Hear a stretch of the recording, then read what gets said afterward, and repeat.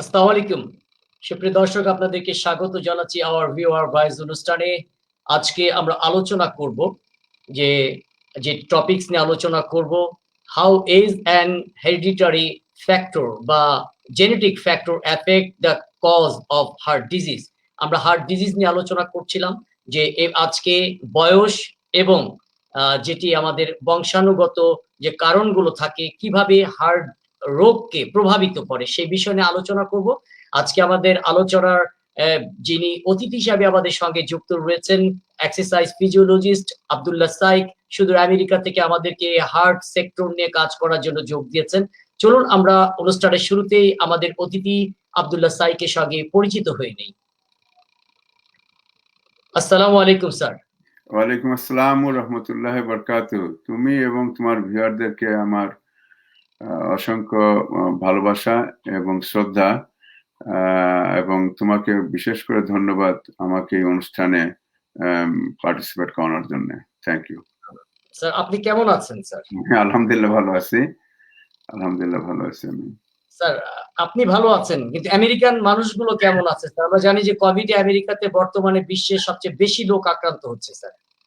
Well, কথা হচ্ছে এরকম, এখন আমাদের দেশে তোমরা জানো, সারা বিশ্ব জানে, আমাদের ইলেকশন হয়েছে। ইলেকশনে আমাদের যে এক্সিস্টিং প্রেসিডেন্ট, উনি ওনার মতো করে করার চেষ্টা করতেছেন, যদিও চেষ্টা করছেন যে ওটা ভালো হয় দেশের জনগণের জন্য। আর অন দ্য আদার সাইড, যারা রিয়েল সায়েন্টিস্ট, তারাও চেষ্টা করতেছেন বেসড অন সায়েন্স কাজটা করার জন্য, এটাকে স্টপ করানোর জন্য।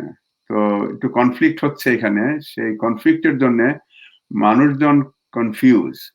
এই কনফিউশনের উপরে বেস করেই এখন মানুষের সাফারিংটা হচ্ছে এই দেশে।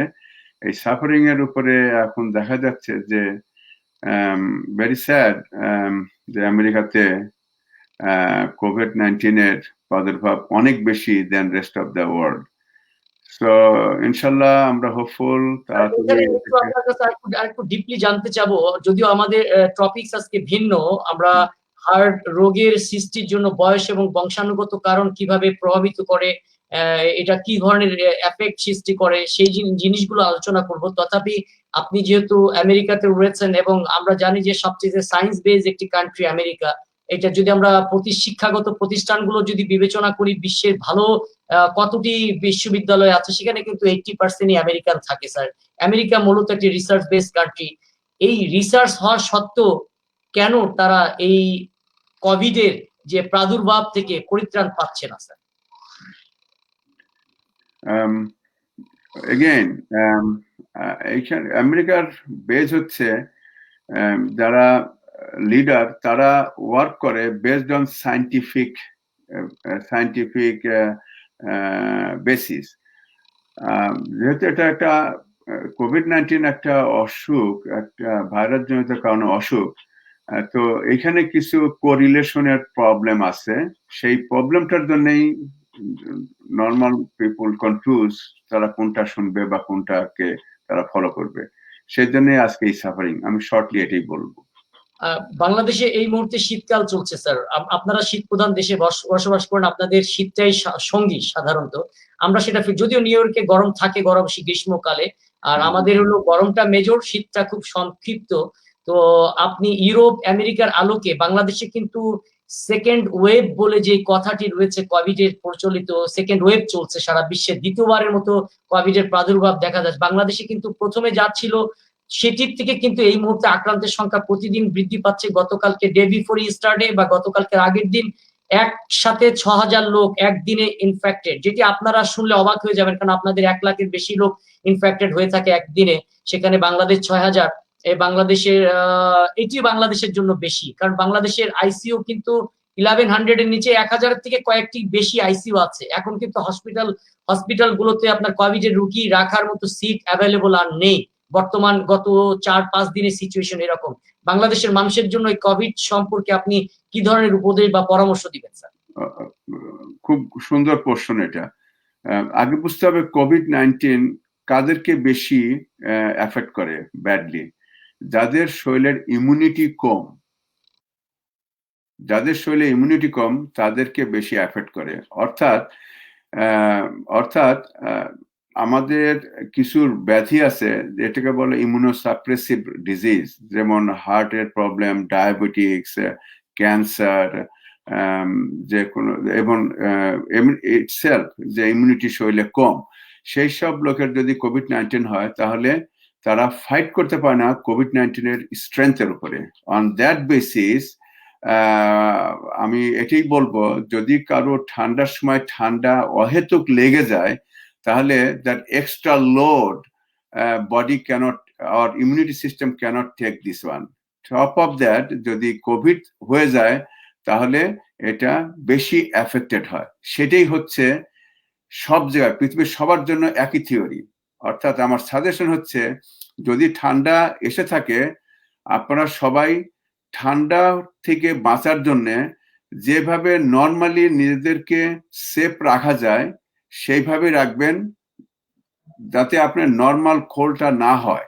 আর যেভাবে আছে সেভাবে করেন।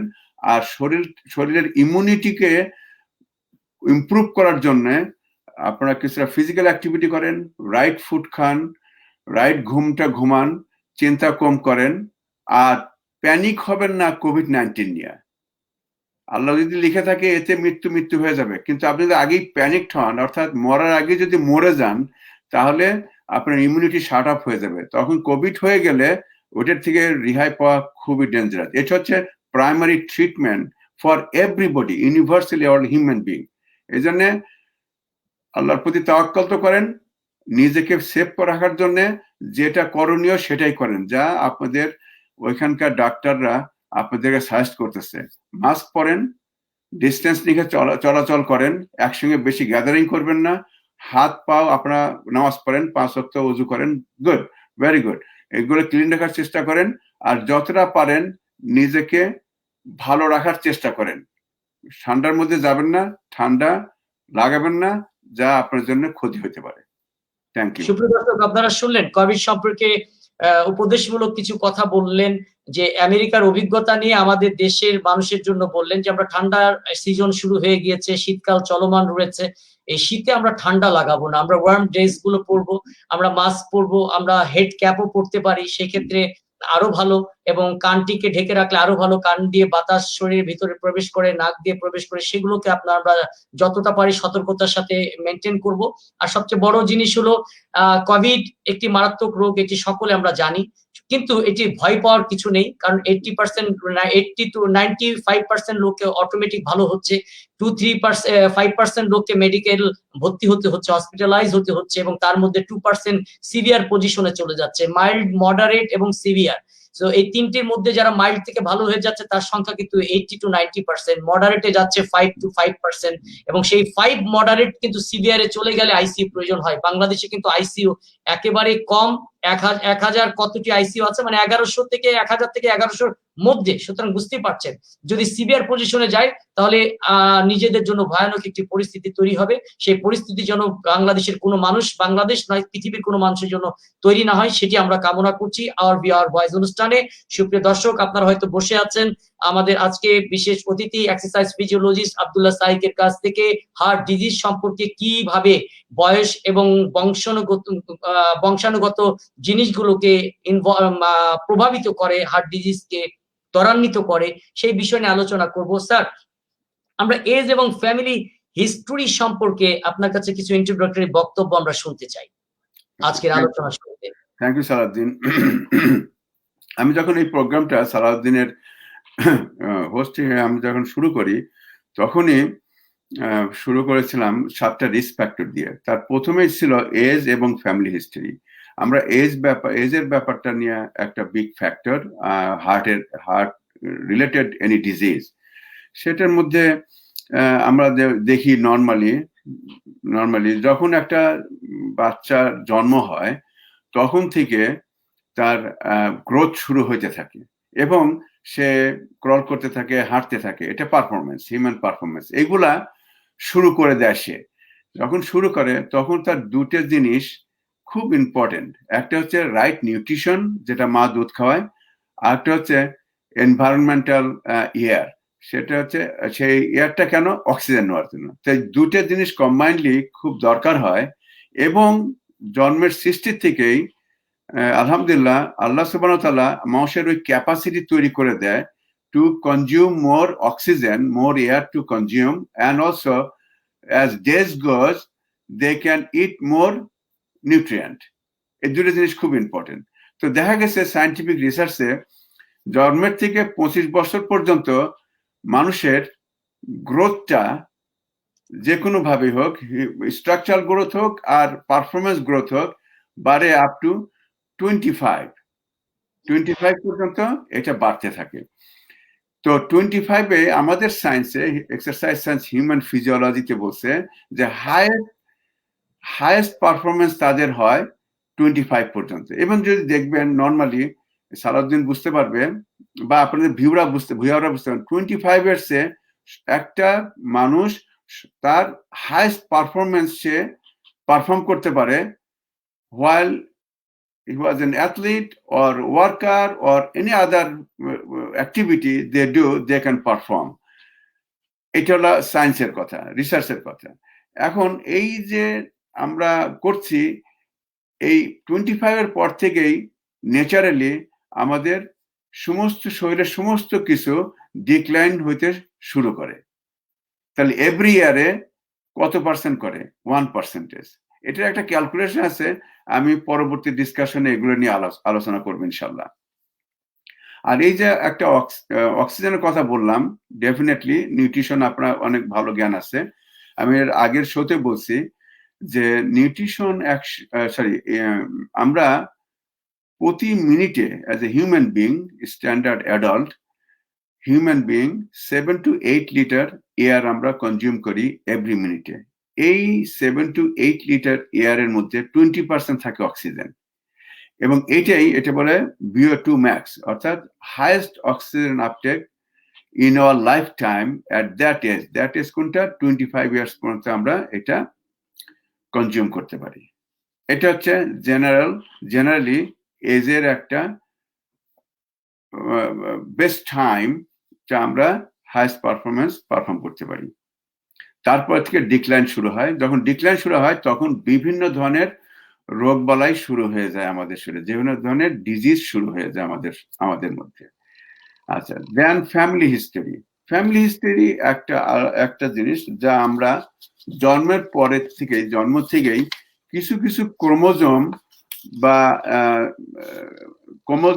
জিন আমরা ক্যারি করতে থাকি ফ্রম দ্য অ্যানসেস্টার বলতে শুধু বাপ মা না, দাদা দাদি নানানি তাদেরও বাপ মা এরা। তো এই যে জিন বা ক্রোমোজোম আমরা ক্যারি করি, এটা আমরা জন্মের পর বংশাগণ ক্রমে আমরা এটা ক্যারি করতে থাকি। আচ্ছা, তখন দেখা গেছে এক্সারসাইজ সায়েন্স হিউম্যান ফিজিওলজিতে, আমেরিকান রিসার্চে দেখা গেছে যারা যদি হার্ট অ্যাটাক কিভাবে হয়, হার্টের সাথে রিলেশনটা কি, ফ্যামিলি হিস্টোরি দেখা গেছে যে যাদের ফাদারের সাইডে 45 ইয়ার্স এর আগে কোন লোক মারা যায়, তার মানে তার স্ট্রং ফ্যামিলি হিস্টরি আছে। অর্থাৎ তার যে সেল আছে শরীরের মধ্যে, যেসব অর্গানের, তার মধ্যে এই সেলটা তাদের বা এই ক্রোমোজোমটা তাদের মধ্যে অতিরিক্ত বেশি। তাহলে আপনাকে ডক্টরের শরণাপন্ন হইতে হবে এবং বলতে হবে আপনার ফ্যামিলিতে কে ফাদার সাইডে 45 ইয়ার্স এর আগে হার্ট রিলেটেড ডিজিজে মারা গেছেন। আপনি হাইড করেন না, কারণ এটা আপনার ভিতরে অলরেডি এক্সিস্ট। আর মা সাইডে কেউ যদি মারা যায় 55 ইয়ার্স এর আগে, তাহলে আপনাকে ডাক্তারের কাছে বলতে হবে। তাহলে দুটো জিনিস শিখলাম, খুব ইম্পর্টেন্ট। একটা হচ্ছে ফাদার সাইডে যদি কেউ 45 ইয়ার্স এর আগে মারা যায় কার্ডিওভাস্কুলার ডিজিজে, এবং মাদার সাইডে 50 ইয়ার্স আগে, তাহলে আপনার ডাক্তারের সঙ্গে এটা বলতে হবে। তাহলে ডাক্তার দেখবে তখন, যে বুঝবে তখন আপনার একটা স্ট্রং ফ্যামিলি হিস্ট্রি আছে এবং সেই অনুযায়ী আপনাকে ট্রিটমেন্ট দিবে। এটা ভেরি ইম্পর্টেন্ট।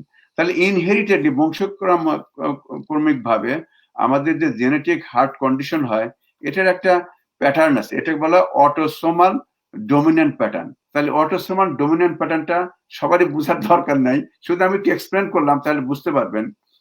যাদের ওই 45 ইয়ার্স এর আগে যদি কেউ ফাদার সাইডে মারা যায়, তার মানে অর্থ হচ্ছে আপনার মধ্যে যে জিন আছে এটা মিউটেট করে আসছে রেশিও 1, এবং নর্মাল সেল আপনি যে একজন আলাদা মানুষ হিসেবে আসছেন তার আর একটা সেল, তার মানে 1:1, আর এটা হলো নর্মাল।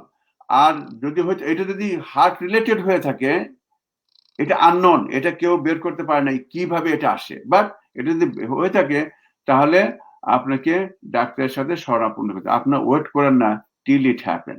ঠিক আছে, এটা হলো অটোসোমাল ডমিনেন্ট প্যাটার্ন বলে, অর্থাৎ একটা জিন মিউটেন্ট হয়ে থাকে শরীরের মধ্যে, তার পাশে আর একটা জিন নর্মালি আপনি গ্রো করতেছেন, তার মানে রেশিওটা খুব স্ট্রং, এটা বুঝতে হবে আপনাকে।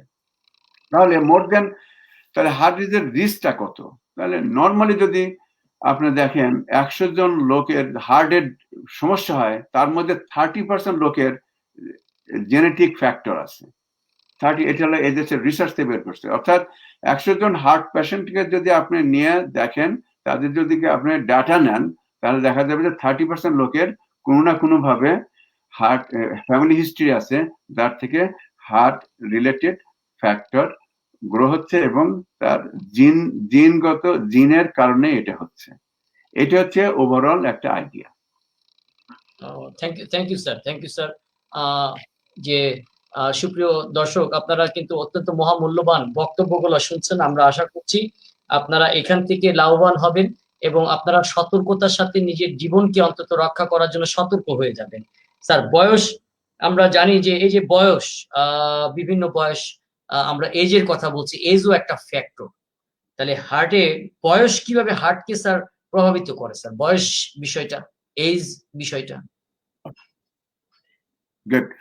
গুড, এটা আপনারা একটু কেয়ারফুলি শুনবেন, ইটস ভেরি ইম্পর্টেন্ট। ওকে, বলছি, আমি প্রথমে বলছি এজের একটা ফ্যাক্টর। 25 ইয়ার্স পর্যন্ত আমাদের গ্রোথটা হয়, মানে ট্রিমেন্ডাস গ্রোথ হয়, র্যাপিড গ্রোথ হয়, এবং highest strength, highest energy, you can do anything, you can jump from second floor to ground floor, nothing gonna happen, এবং যে কোনো ভাবে আপনি এটা করতে পারেন। কিন্তু সাইন্টিফিক্যালি 25 ইয়ার্স এর পর থেকে, অবশ্য কোনো কোনো স্টাডি বলছে 30 ইয়ার্স এর পর থেকে, বাট আমার সায়েন্স বলছে 25, প্রতি বছর 1% ডিক্লাইন হয় everything, specially oxygen consumption capacity. তো যখন এজ বাড়ায় তখন 4টা জিনিস ডিক্রিজ করে। প্রথম ডিক্রিজটা হয় মাসল মাস। মাসল মাসের ডিক্রিজটা হয় 40 to 50% reduction in muscle mass between 25 to 80 years of age. এটা 40 to 50% রিডাকশন। তাহলে 25 থেকে 80 ইয়ার্স এর মধ্যে এতটা ডিডাকশন হয়। কি ডিডাকশন হয়? ডিডাকশনটা হয় হচ্ছে motor unit and muscle fibre atrophy. Motor ইউনিটটা কি? মোটর ইউনিট হচ্ছে যে নার্ভ, আমাদের শরীরে নার্ভ আছে, যে নার্ভটা মাসলে যায়, মাসলে যে কন্ট্রাকশন ক্যাপাসিটি থাকে সেটাকে কমায় দেয়। আর একটা হচ্ছে মাসল ফাইবার অ্যাট্রফি হয়ে যায়। অ্যাট্রফি হলে আস্তে আস্তে ডিসঅ্যাপিয়ার হয়ে যায়, এটা ভ্যানিশ হয়ে যায়, এটা আর থাকে না, গ্রোথটা কমে যায়। গ্রোথ যখন কমে যায় তখন এটা বলে অ্যাট্রফি। এটা হচ্ছে গিয়ে ডিক্রিজ অফ মাসল মাস। ওকে, এর থেকে আমি পরে আবারও বলবো যে কিভাবে এফেক্ট করে হার্ট ডিজিজকে। আচ্ছা, প্রথম আমরা শিখলাম decrease of muscle mass. Second হচ্ছে decline of neural function. Neural ফাংশনটা কি? সো সেন্ট্রাল নার্ভাস সিস্টেম আমরা শুনছি, যেটা আমাদের, ধরেন আমরা দেখি এটা আমাদের একটা গ্ল্যান্ড আছে হেডে, ওইখান থেকে এটা রিয়াক্ট করার পরে আমাদের হাতকে বলে, হেই হাত, তুমি এই কাজটা করো। এটা হচ্ছে লাগে একটা নার্ভাস সিস্টেম, একটা প্যাটার্ন। এইভাবে আমরা চলাফেরা করি দেখার মাধ্যমে এবং শোনার মাধ্যমে, বিশেষ করে that are two different thing. আমরা দেখি কাজ করি এবং শুনে কাজ করি, ঠিক আছে? সিগন্যাল পেয়ে কিন্তু কাজগুলো করি স্যার, একটা সিগন্যাল আমাদেরকে তাড়না দেয় স্যার। এক্স্যাক্টলি রাইট, সব আমরা কাজ করি। হ্যাঁ, তাহলে এটা যেমন রিয়াকশন টাইম, আমরা বলি একটা কথা খেলাধুলা যারা করি, হে এর রিয়াকশন টাইম অনেক ভালো, তার মানে সেই স্পষ্ট শুনে তার প্রসেস ক্যাপাসিটিটা ভালো এবং তার মাসেলটা খুব তাড়াতাড়ি ওটাকে ওই নার্ভটা ওখানে পাঠায়, তারপরে আমরা ফাস্ট আবার মুভ করি, এটা রিয়াকশন টাইম বলে। এটা যারা অ্যাথলিট তারা এই ওয়ার্ডটাতে খুব খুব সম্পৃক্ত। তাহলে ওইখানে কি হচ্ছে, মাসল সিস্টেম ফাংশনটা ডিক্লাইন করে 37% যে আমাদের শরীরের স্পাইন কর্ড আছে, এটা 37% ডিক্লাইন করে। মনে রাখবেন, বয়স বাড়ার সঙ্গে সঙ্গে 37% আমাদের স্পাইনাল কর্ডটা কি, যেই কর্ডের মাধ্যমে এই সেন্সেশনটা, এই মেসেজটা পাঠানো হয়, সেটা 37% ডিক্লাইন করে। তাহলে কি হয়, নার্ভ যে কন্ডিশন আছে, যে নার্ভের যে কন্ডাকশন করে, তার মানে অর্থ হচ্ছে যে মাসেলের মধ্যে যাওয়ার পর মাসল তো আবার অ্যাকশন করতে হবে, এই অ্যাকশন করার ক্যাপাসিটিটাও তখন কমে যায়। এটা হলো number 2, decline of neural function. Number 3 হচ্ছে ডিক্লাইন অফ পালমোনারি ফাংশন। তাহলে পালমোনারি ফাংশনটা কি? এটা হচ্ছে আমরা শ্বাস প্রশ্বাস নেই, নিঃশ্বাস নেই, আমাদের লানে যায়, লানে থাকে, অক্সিজেন ক্যাচ করে এবং ওইখান থেকে ব্লাড আসে, ব্লাড পিউরিফাই, এটা হলো পালমোনারি ফাংশন। তাহলে ওইখানে কি হয়, তাহলে লানে আমরা ওই আগে বলছি আমরা এয়ার নেই, 7 to 8 লিটার এয়ার নেই পার মিনিটে, ওইখানে 20% অক্সিজেন থাকে। আমাদের লানের মধ্যে চুলের মতো খুব সূক্ষ্ম হেয়ারি লাইক ফিলামেন্ট থাকে, এরকে বলা হয় অ্যালভিওলি, ওইখানে ওই অক্সিজেন গুলাকে ধরে রাখে। যখন আমাদের ব্লাড রিটার্ন হয় টু দ্য সেন্ট্রাল সার্কুলেটরি সিস্টেমে, ওটা কার্বন ডাইঅক্সাইড মিশ্রিত ব্লাড গুলো আমাদের লানে যায়, ওইখানে অক্সিজেন মিক্স করে কেমিক্যাল রিয়াকশনের মাধ্যমে আবার পিউরিফাই হয়ে ব্লাড আবার হার্টের মাধ্যমে সমস্ত শরীরে সার্কুলেট করে। এটা একটা ফাংশন, এই ফাংশনটাকে কমায় ফেলে বয়স বাড়ার সঙ্গে সঙ্গে। এটা স্টিল আননোন যে কিভাবে কি জন্য এটা ডিটোরেট করে, এটা সায়েন্টিস্ট এখনো বের করতে পারে না, আল্লাহ ভালো জানে। এটার জন্য আর আমরা কথা বাড়াই না। তাহলে এই ফাংশনটাকে, তবে যে অ্যালভিওলির যে ক্যাপাসিটি, এটা ডিটোরেট করে, এটাকে আমরা বলো পেরিফেরাল টিস্যু ডিটোরেট করে, এ শুধু এতটুকু সায়েন্টিস্টরা বলতে পারে, কিন্তু এটা মেকানিজমটা এখনো আননোন। 4 নম্বর হচ্ছে রিডাকশন কার্ডিওভাস্কুলার ফাংশন, রিডিউস করে কার্ডিওভাস্কুলার। তাহলে কার্ডিওভাস্কুলার ফাংশনটা কি? আমাদের heart, artery, vein and capillaries, এটা হচ্ছে কার্ডিওভাস্কুলার সিস্টেম। এইভাবে ব্লাড সার্কুলেট করে থ্রু আউট দ্য বডি। এটার ক্যাপাসিটি আমাদেরকে কমায় যায়। কিভাবে কমে? হার্ট প্লাস ব্লাড ভেসেল যেটা থাকে, এটা হলো কার্ডিওভাস্কুলার সিস্টেম। এই ব্লাড ভেসেল গুলাও আস্তে আস্তে তাদের যে সেল গুলো আছে এগুলো রিডিউস করে। আগেই বলছি যে মাসল গুলা রিডিউস করে। ওকে, আরেকটা জিনিস আপনাদের ইনফরমেশনের জন্য, জানার জন্য, শেখার জন্য বলা, সেটা হচ্ছে হার্ট মাসল এবং muscle body muscle is 2 different muscle, but 2 different muscle হলেও ফিজিক্যাল মাসলটা বেশি ডিটোরেট করে দেন দ্য হার্ট মাসল। না তো ওই একইভাবে ডিটোরেট করলে তো মানুষ বেশি দিন বাঁচতো না, কিন্তু মানুষ 100 বছর বাঁচে। তো ওটার লসটা খুব অল্প। ঠিক আছে, আমরা এটা শিখলাম নতুন করে। এখন একটু ব্রিফ করে আমি, যে ব্লাড ভেসেলটা ক্যারি করে ব্লাড, এটা চলে যায় হার্টে, এবং এইভাবে যখনই যায় হার্টে যায়, লানে মিক্স করে, অক্সিজেন মিক্স করে আবার অক্সিজেনেটেড ব্লাড আবার সেন্ট্রাল সার্কুলেটে থাকে। এইভাবে মানুষের we can reduce the any kind of heart disease. Thank you Salauddin. Sir, অনেক অনেক ধন্যবাদ আপনাকে। একজন আমাদের দর্শক প্রশ্ন করেছে যে এজ অনুযায়ী, যে এজ একটা ফ্যাক্টর, তাহলে ফিজিক্যাল এক্সারসাইজ কিভাবে করলে আমরা কি এটাকে প্রিভেন্ট করতে পারি? যদি এজ অনুযায়ী কিছু আমরা আন্ডার 15 বা আন্ডার 20 যারা আছে, 20 to 40 যারা আছে, 40 to 60 যারা আছে, এজ অনুযায়ী ফিজিক্যাল এক্সারসাইজ করে আমরা হার্ট রোগটাকে কন্ট্রোল করতে পারি কিনা, বা এটার থেকে প্রিভেনশন করতে পারি কিনা? ইয়েস, এটার জন্যই এই সায়েন্সটা, এক্সারসাইজ সায়েন্সটা ডেফিনেটলি ইটস রিডিউস করা যায়। দেখে এটা আছে Harvard university, Stanford university, Yale university, all these big universities, they have a lot of research regarding physical activity and heart disease. So তারা বলছে যে ফার্স্ট তোমার প্রশ্নের মধ্যে আসি আমি, যে এজ আমি বলছি 25 এর নিচে যে কোনো লোক যে কোনো অ্যাক্টিভিটিস করুক আর না করুক, তাদের লেভেল অনুযায়ী, ফিজিক্যাল লেভেল অনুযায়ী তাদের অক্সিজেন আপটেক থাকবে হাইয়েস্ট। তারপরে 1% করে কমতে থাকে। যদি কমতে থাকে, তখন রিসার্চ করে দেখা গেছে যে রেগুলার যে ফিজিক্যাল অ্যাক্টিভিটি করবে, স্পেশালি কার্ডিওভাস্কুলার অ্যাক্টিভিটি। কার্ডিওভাস্কুলার কি? হাঁটা, টাইম অনুযায়ী হাঁটা, দৌড়ানো, এবং কোনো ধরনের অ্যাক্টিভিটি, যেমন ধরেন আপনি কাটতেছেন অ্যাক্টিভিটিস, সেইটা হচ্ছে হলো এই ধরনের অ্যাক্টিভিটি যারা করবে, তাদের ইনস্টেড অফ 1%, 0.5% তাদের অক্সিজেন আপটেক কমবে। তার অর্থ হচ্ছে যে যদি আপনি 30 বছরই ধরেন, 40 বছরে আপনার 10% কমার কথা, সেখানে 5% কমবে। যদি এই রেশিওতে আপনি অ্যাক্টিভিটিস রাখেন, তাহলে আপনার কার্ডিওভাস্কুলার ডিজিজ হওয়ার চান্স অনেক কম থাকবে টিল 60-65 হওয়ার অর্থ হচ্ছে যে আপনি you can enjoy your life without any problem. তারপরে naturally we all have to die, we all have to go, but you can keep fit and healthy if you do regular.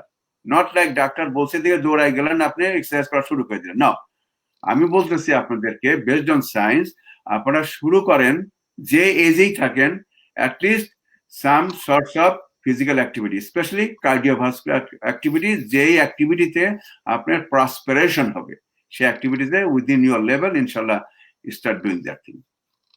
Right sir, এটা আসলে important sir, যে young, middle age এবং old age অনুযায়ী এক্সারসাইজের তো পার্থক্য হবেই, এবং সেই পার্থক্য অনুযায়ী আমরা যদি মেনটেন করি সবাই, তাহলে কিন্তু আমার মনে হয় যে আমরা এই রোগগুলো থেকে, শুধু হার্ট নয়, সুপ্রিয় দর্শক আপনারা যারা আওয়ার ভিউ আওয়ার ভয়েস অনুষ্ঠান রীতিমতো নিয়মিত দেখে থাকেন, কখনো আমাদের লাইভ প্রোগ্রাম দেখেন, কখনো যখন আমাদের ফেসবুকে থাকে বা ইউটিউব থেকে আপনারা কালেক্ট করে দেখেন, তখন হয়তো বিষয়গুলো জানতে পারেন। আমরা হার্ট নিয়ে ইতিমধ্যে আপনাদের সাথে স্মোকিং, ডায়াবেটিক্স, হরমোন টেনশন, তার হাইপার টেনশন, কোলেস্টেরল এবং ডায়াবেটিক্স, এগুলো নিয়ে আলোচনা করেছি, ফিজিক্যাল ইনঅ্যাক্টিভিটি নিয়ে আলোচনা করেছি। আজকে শেষ পর্ব, যেখানে 7টি ফ্যাক্টরের কথা প্রথমে বলা হয়েছিল, সেদিন ডক্টর ওয়ালিদ এবং আব্দুল্লাহ সাইদ দুজন অতিথি আমাদের সঙ্গে ছিলেন, একজন কার্ডিওলজিস্ট, একজন এক্সারসাইজ ফিজিওলজিস্ট, এবং ফিজিক্যাল এক্সারসাইজের মাধ্যমে কিভাবে আমরা নিজেদেরকে বিভিন্ন রোগ থেকে প্রিভেন্ট রাখতে পারি, মেডিকেশন থেকে দূরে থাকতে পারি, মেডিকেশন যত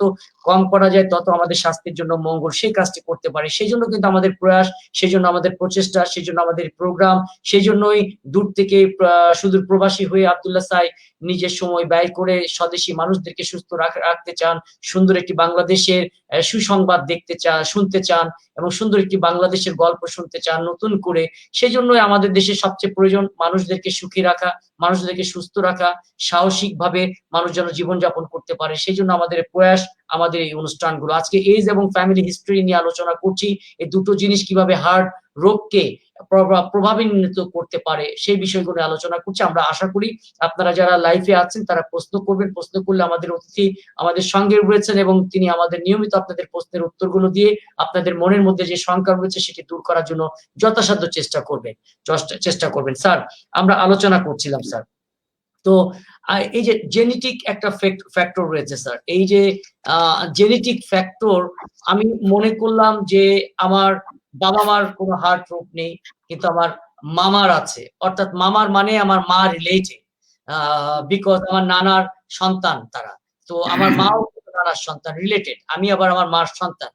তো আমি যদি জানি যে আমার পূর্বপুরুষ বা আমার জেনেটিক কেউ এটা ছিল, হয়তো বা সেই জিনটা আমার মধ্যে বহন করছে, আমি পরিস্ফুটিত আমার মধ্যে হয়নি, যদি আমি বহন করলে কিভাবে এক্সারসাইজ কি এই জিনিসটিকে, এই যে আমরা বংশাণু জেনেটিক বিষয়টাকে কন্ট্রোল করা সম্ভব কিনা, বা আমরা প্রিভেনশন করা সম্ভব কিনা এক্সারসাইজের মাধ্যমে?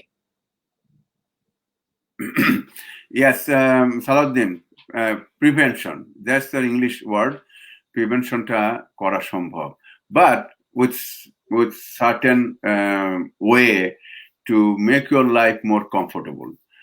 আমি বলছি যে তোমার মামার মানে কি, তোমার মার সাইডে 55 ইয়ার্সে যদি কেউ মারা যায়, তাহলে strong genetic risk factor, cardiovascular risk factor. Yes, আমি আগেও বলছি, যদি কোনো রেগুলার ফিজিক্যাল অ্যাক্টিভিটি এবং সাথে less tension, tension kill the people, tension is a silent killer, এটা যদি তাদের মধ্যে কম থাকে আর ব্যালেন্স ডায়েট থাকে, সে যদি মেনটেন করে, he can live longer time without any problem. কারণ কি, মানুষ মানুষ অভ্যাসের দাস। মানুষ যখন অভ্যাস করে তখন তখন এনভায়রনমেন্টালি সে চেঞ্জ হয়।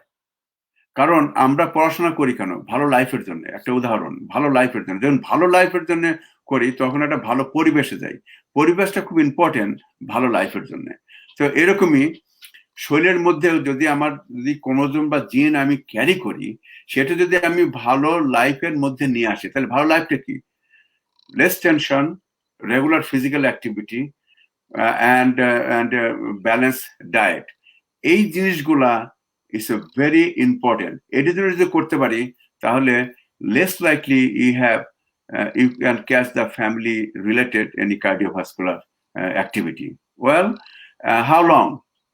Allah knows, I don't know, but definitely scientists says the 10 to 15% reduction of any family historical cardiovascular disease if they continue maintain the activity, proper diet and less tension. Thank you sir, thank you sir. Sir কি আমাকে শুনতে পাচ্ছেন? সারাদিন জি, শুনতে পাচ্ছেন আমাকে sir? আমরা আমাকে শুনতে পাচ্ছেন স্যার? yes, আচ্ছা, আপনার ছবিটা এসছে, হ্যাঁ ঠিক আছে স্যার। আমরা আরেকটু জানতে চাচ্ছি sir, what happen as age progression further sir? Age যখন বৃদ্ধি পায় তখন এই জিনিসটা আমাদের কি ঘটে স্যার? শরীরের মধ্যে মেকানিজম যে কারণে আমাদের শরীর আস্তে আস্তে খারাপ হতে থাকে স্যার। ওকে, এটা আমি এক্সপ্লেন করছি। 4টে বেস ফ্যাক্টর হয়। একটা হচ্ছে ডিটোরিয়েট করে মাসল মাস, আর একটা হচ্ছে নিউরাল ফাংশন ডিক্লাইন করে, ডিটোরিয়েট করে পালমোনারি ফাংশন এন্ড রিডিউস করে কার্ডিওভাস্কুলার ফাংশন। এই 4টে জিনিস রিডিউস করে।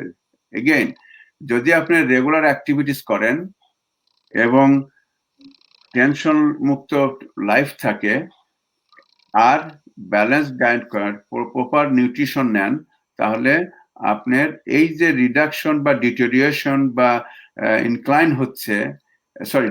হচ্ছে, এই ডিক্লাইনটার থেকে 0.5% আপনি প্রোটেক্ট করতে পারেন যদি আপনি রেগুলার ফিজিক্যাল অ্যাক্টিভিটি করতে থাকেন। ফিজিক্যাল অ্যাক্টিভিটি এত কঠিন কিছু না, যে অ্যাক্টিভিটি থেকে আপনার প্রসপারেশন হবে সেই অ্যাক্টিভিটি করতে হবেন 1/2 hour থেকে 1 hour every 4 days in a week. Every 4 days in a week. আমি 3 days বলবো না, 3 days recommended, but আমাদের জন্য 4 days to 5 days break, and you will feel your life is more comfortable, inshallah. সুপ্রিয় দর্শক, খুব ভালো একটি ইনফরমেশন আমরা শুনতে পেলাম আমাদের আজকের অতিথি আব্দুল্লাহ সাইক, এক্সারসাইজ ফিজিওলজিস্ট, ওনার কাছ থেকে। আপনারা শুনলেন যে উইকেন্ড আপনার উইকলি 4 days মানে 96 ঘন্টা, 24 ঘন্টায় যদি একদিন এক রাত হয় তাহলে 96 ঘন্টা, সেখানে 4টি ঘন্টা আপনারা ব্যয় করবেন সুস্থ থাকার জন্য। এটা নির্দিষ্ট সময় করে আপনারা নির্দিষ্ট জায়গায় যারা আপনারা এক্সারসাইজ করবেন এবং সেটি মডারেট স্টাইলে করবেন।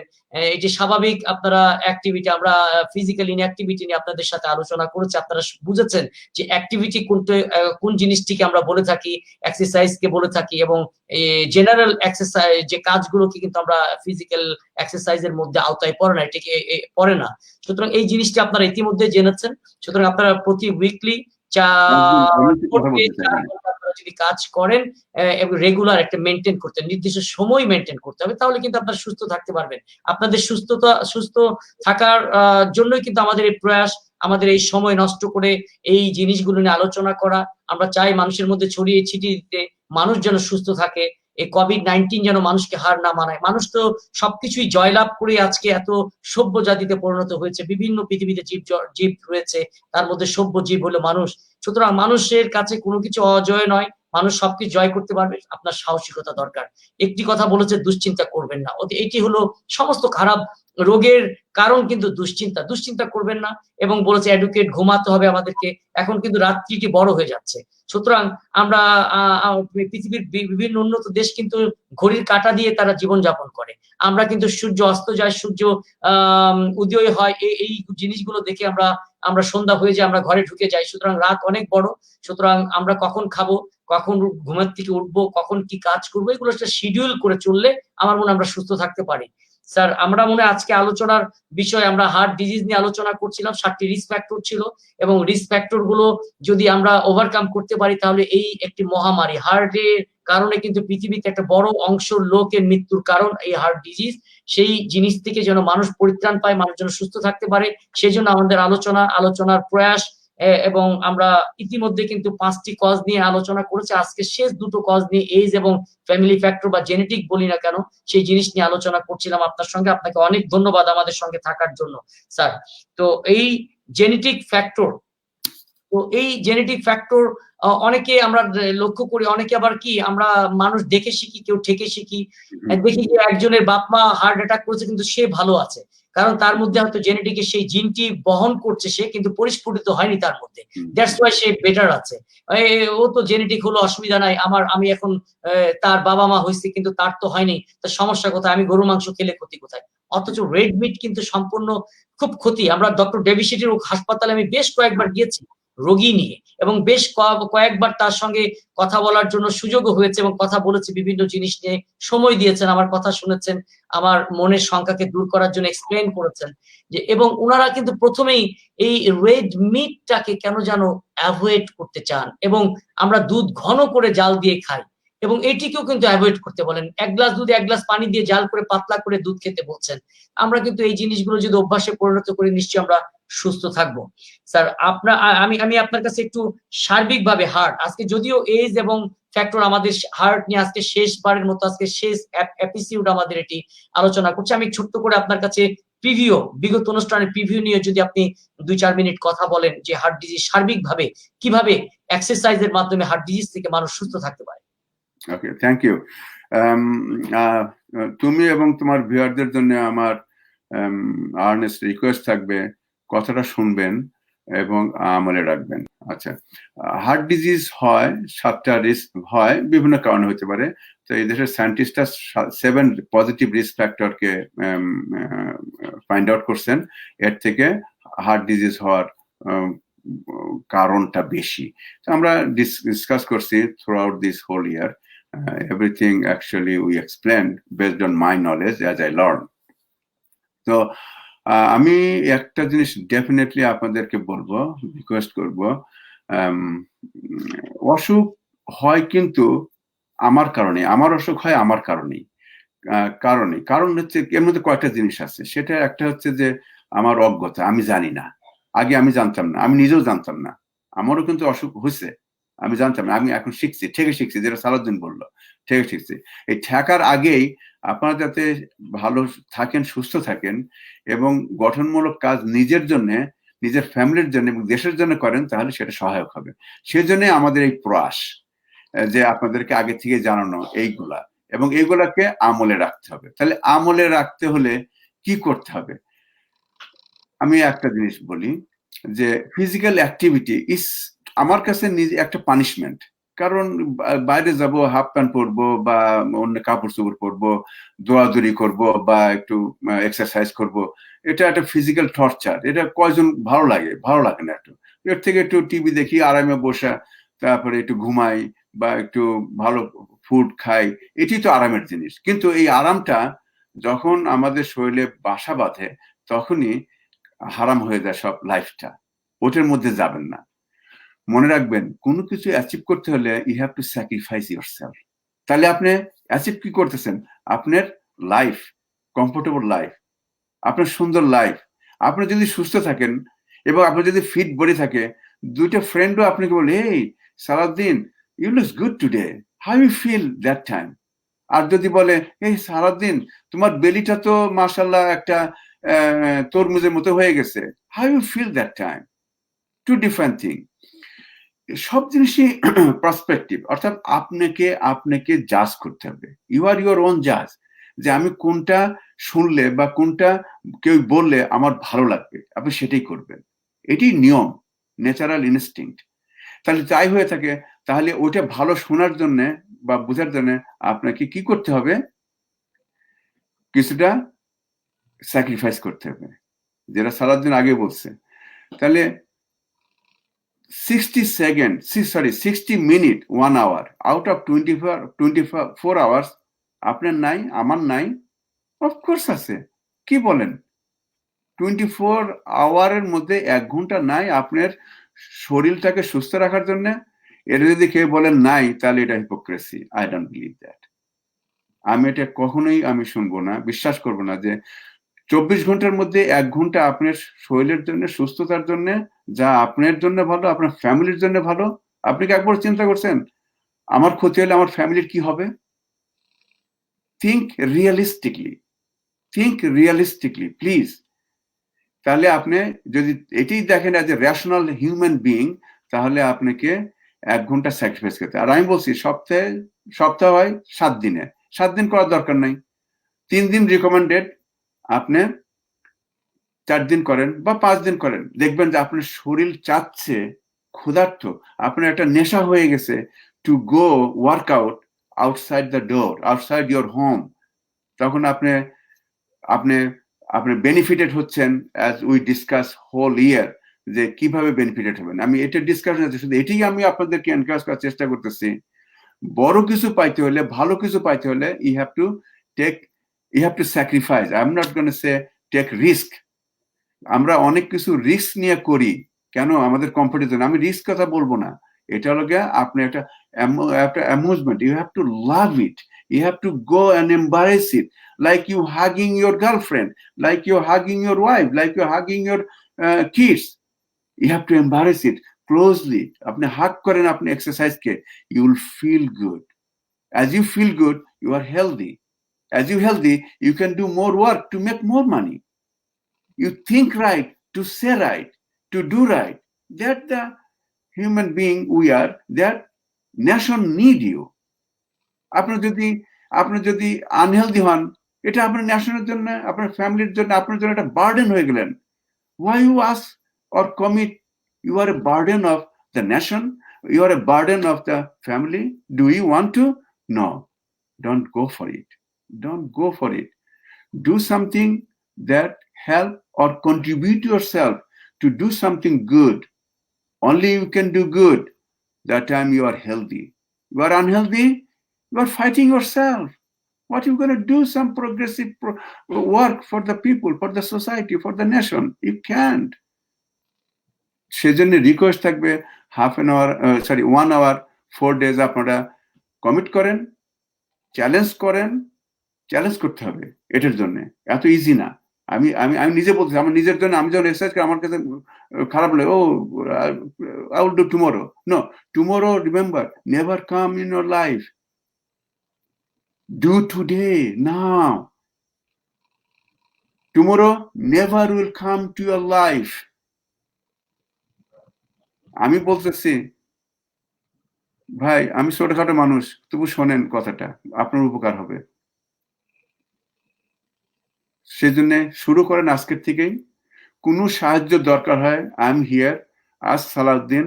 ইনশাল্লাহ we will continue more talking about health as much as my knowledge, to help you out, to do something good for you. Cardiovascular disease is a part of my field, but I can explain more about other disease, why it happened. I don't want to go through today, but disease happen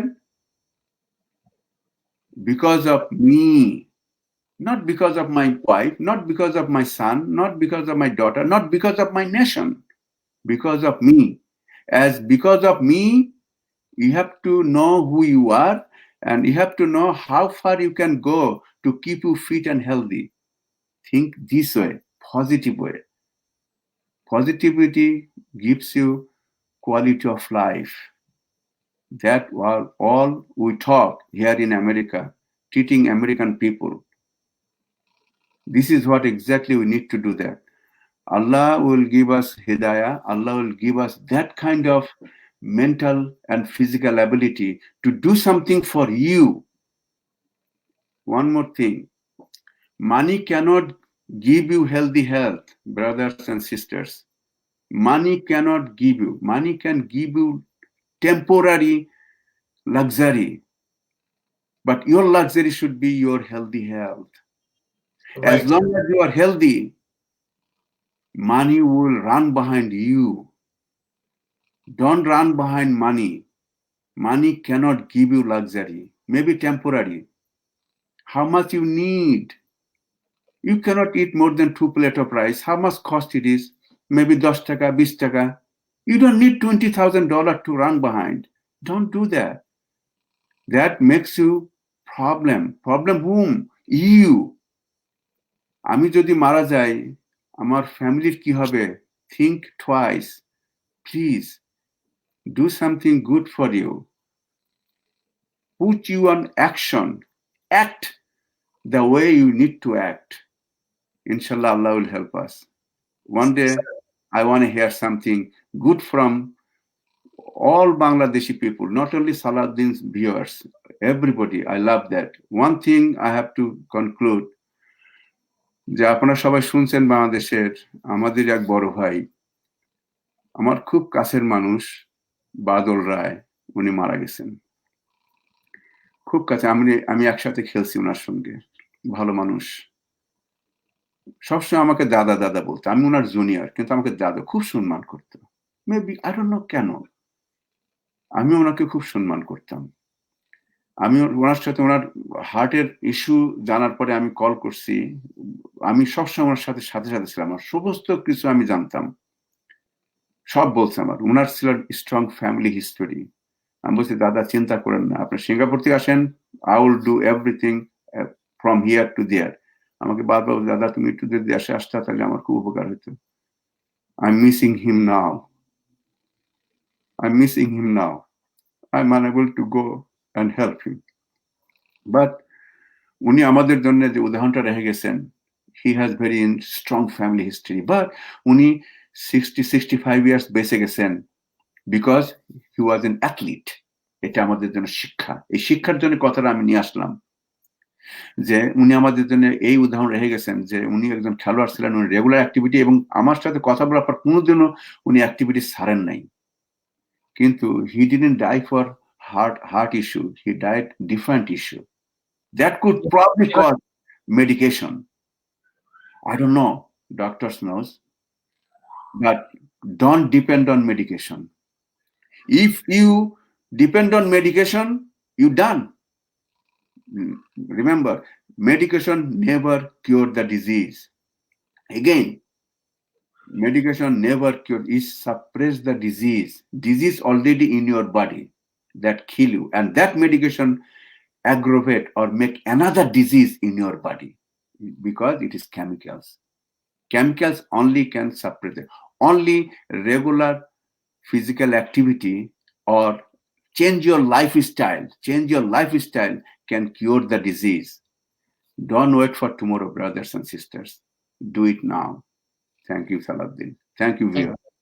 sir একটি প্রশ্ন একটু ছোট্ট আকারে যদি বলেন, আমাদের অত্যন্ত প্রিয় মাইদুল আলম বাবু সাংবাদিক এবং ফুটবল লাভার সাংবাদিক একজন, তিনি নিজে ফুটবল খেলেন, ফুটবল ভালোবাসেন, ফুটবলের বিটও করে থাকেন। কোন বয়স থেকে ঝুঁকি বেশি, কি করা উচিত সবার প্রতিদিন, এটা আপনি বলেছেন অলরেডি, প্রতিদিন কি করতে হবে, প্রতিদিন কি খাবো এটিও বলেছেন, যে আসলে এটা একটা আমার মনে হয় যে বাবু নিউট্রিশন বলতে, বা আপনি নিউট্রিশন না হয়ে অনেক খাবারের সম্পর্কে বলেছেন এর আগের এপিসোডে, কখন কি খাবো। তবে কোন বয়স থেকে ঝুঁকি বেশি হার্টের জন্য, এই জিনিসটি সে জানতে চেয়েছে Maidul Alam Babu sir. Okay Babu, thank you very much এই প্রশ্নটা করার জন্য। আমি আপনাকে পার্সোনাল হাতে চিনি না, বাট ইনশাল্লাহ আমি বাংলাদেশে গেলে সবার সাথে আমি যোগাযোগ করব। ঝুঁকির ব্যাপারটা হচ্ছে এরকম যে আমি বলছি যে আমাদের শরীরে 25 ইয়ার্স যখন আমরা হয়ে যাই, তখন থেকে everything started decline 1% every year. সেই সময় থেকে আপনারা you need to balance it everything. খাবারটা কি খাবেন? আপনি অর্গানিক খাবারটা খাবেন, যেটাই খান আপনি, যেটা শস্য ক্ষেত্রে হয় যেটা ফার্টিলাইজ বা হরমোন দিয়ে তৈরি না করে সেই সব খাবার খাবেন।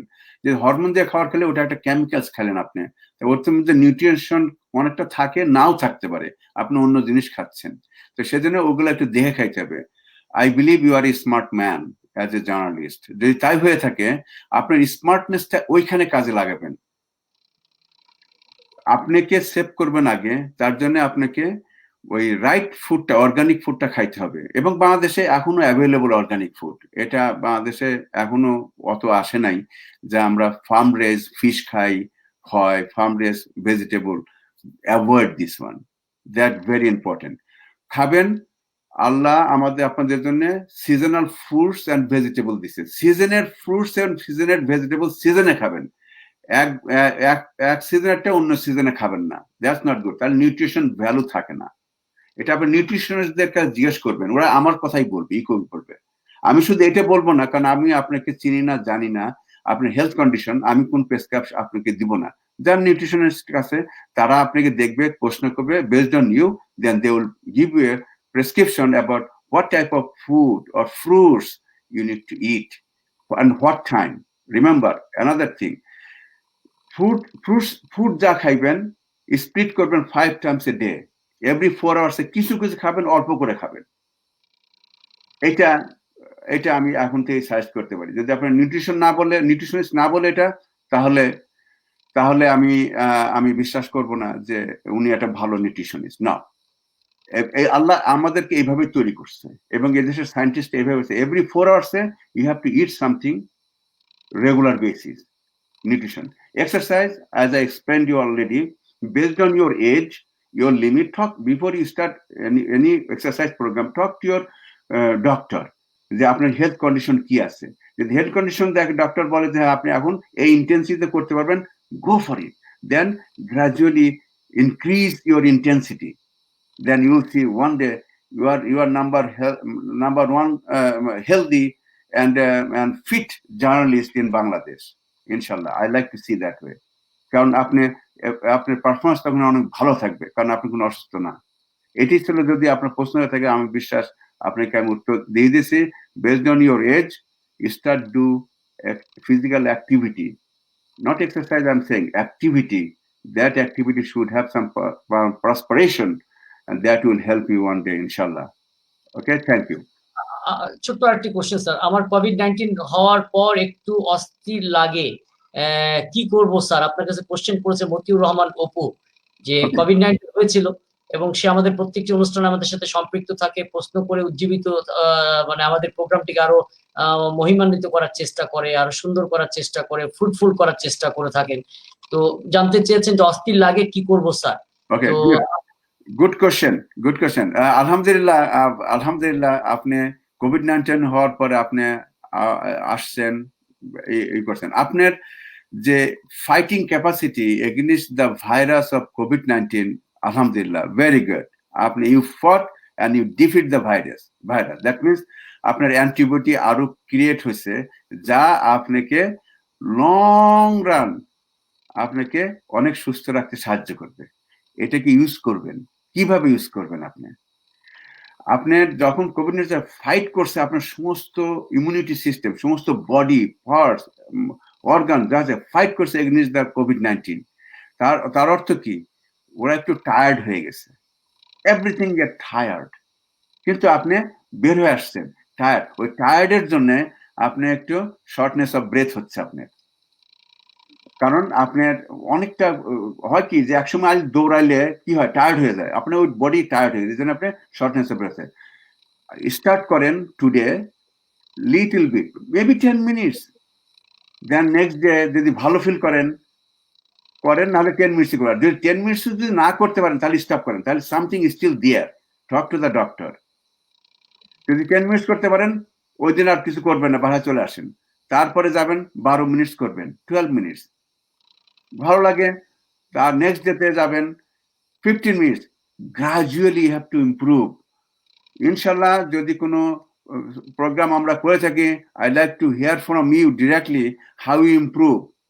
Don't wait for tomorrow again, don't wait for my voice. I want to hear from your voice that you improving doing activity. As per I'm seeing your picture, I think you need to, I can tell you now, you need to reduce little weight. Probably your weight is one factor to get the shortness of breath.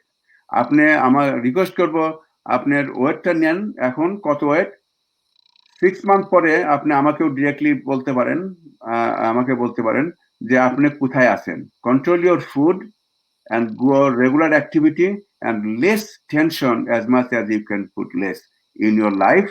Inshallah, 6 months পর দেখবেন you are different Apu, ইনশাল্লাহ। ওকে, আমার মনে হয় অপু আপনি আপনার উত্তরগুলো পেয়েছেন, এবং একটি কথা মনে রাখবেন, যদি বেশি খারাপ ফিল করেন, কারণ কোভিড-19 অনেক কিছু অর্গানকে খারাপ করে দিয়ে যায়, সুতরাং আমাদের অস্থির লাগারই কথা। সুতরাং ডক্টর শরণাপন্ন হবেন এবং কিছু ফিজিক্যাল ব্লাড টেস্ট আছে এগুলো, এবং ইসিজি, তারপর আপনার ইকো করতে হতে পারে, অথবা সিটি স্ক্যান চেস্টটা খুব ইম্পর্টেন্ট কোভিড রোগীদের জন্য, কারণ আমাদের লাংকে এটি ক্ষতি করে যায়, এবং সাধারণত যারা ইনফেক্টেড হয়, হসপিটালাইজ হয়, তাদের কিন্তু 3 থেকে 4 বার সিটি স্ক্যান করে বারবার পর্যবেক্ষণ করা হয় লাংকের অবস্থাটা কি, উন্নতি হচ্ছে নাকি অবনতির দিকে যাচ্ছে। আমার মনে হয় ওই টেস্ট গুলো করবেন। ডক্টর যদি দেখেন ওখানে কোনো কিছু প্রবলেম আছে, মেডিকেশন করলে হয়তোবা আপনি আগের থেকে ভালো ফিল করবেন। আর ফিজিক্যাল এক্সারসাইজে যদি 10 মিনিট করলে আপনার বেশি খারাপ লাগে, তাহলে করার দরকার নেই, ডক্টর শরণাপন্ন হবেন। কিন্তু আপনার যে ক্ষতি করে দিয়ে গেছে, বিভিন্ন অ্যান্টিবায়োটিক খেয়েছেন, এই জন্য শরীরের যে চাহিদা রয়েছে, ঘাটতি হয়ে গিয়েছে কিছু জিনিসের, এই জন্য ফুডিং, যে আপনি কিছুটা ভালো যে খাবারগুলো সেগুলো খাওয়ার চেষ্টা করেন, এবং তা সেগুলো খেলে, এবং সেটি সিজনের ফল, সিজনের সবজি, সেগুলো খাবেন। অন্য সিজনে, ট্যাক্স সিজনে খাবেন না, নিউট্রিশন ভ্যালু গুলো কমে যায়। এই কথাগুলো যদি আপনি মেনে চলেন, আমার মনে হয় আপনার সাথে আমাদের আবার কথা হবে, আপনি সুস্থভাবে জীবনযাপন করবেন।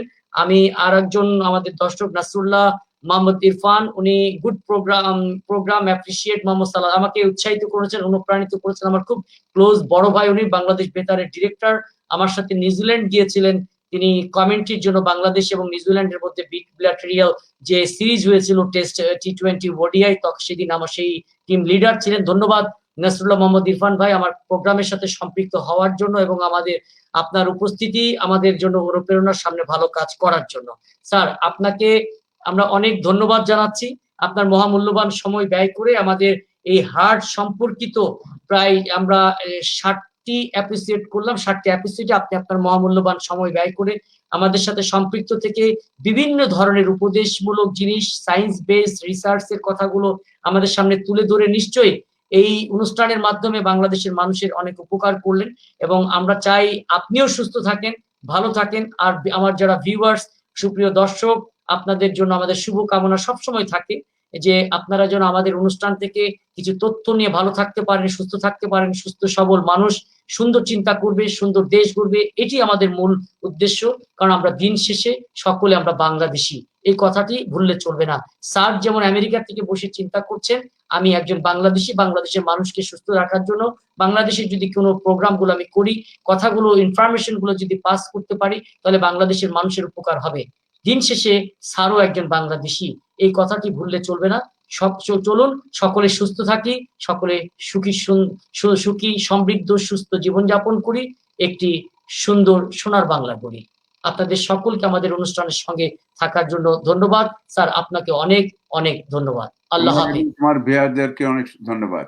আসসালামু আলাইকুম রহমতুল্লাহি ওয়া বারাকাতুহু। ওয়ালাইকুম আসসালাম ওয়া রাহমাতুল্লাহি ওয়া বারাকাতুহু।